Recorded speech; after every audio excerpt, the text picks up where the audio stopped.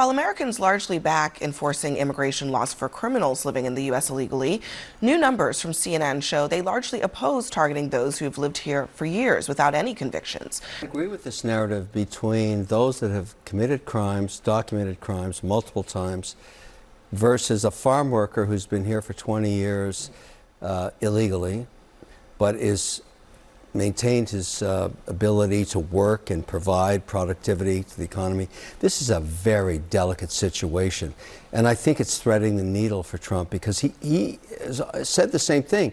Look, if you've worked on a farm and you've been, haven't been charged with anything and you're providing productivity to the economy, maybe we should work something out there. And this is where I think the challenge is. You talked about his polls dropping on this. I kind of agree with this. If you're a criminal and you've been charged, you're out of here. I think everybody agrees with that. But if you've actually come into the country and been here a long time, had children here that are American citizens, and you provided productivity to the economy, and you're supporting farming, which is one of the categories or sectors where there's a lot of these people, I kind of get it. And just to be clear, I mean, I think that it's farm workers, but people who work in restaurants, yes, household, domestic employees, they're also they're inputting productivity into this economy, and yeah, they're actually maybe a larger chunk of the undocumented. American compassion here.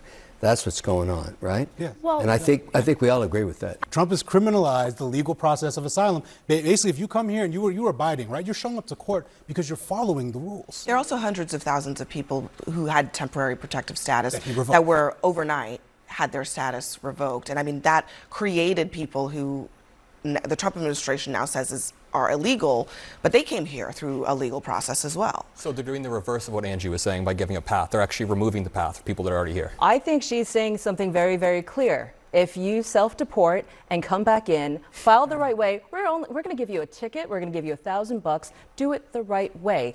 Wait in line. What we need is modification to the curation process between who is a defined criminal, charged, they're out, we've all agreed on that, yep, versus ones that are productive to the American economy. That curation does not exist yet. Modification to the policy makes sense. And that may be a bipartisan idea. Well, who knows? I mean, it would only be if Trump wanted it to be, but right now, clearly, he does not.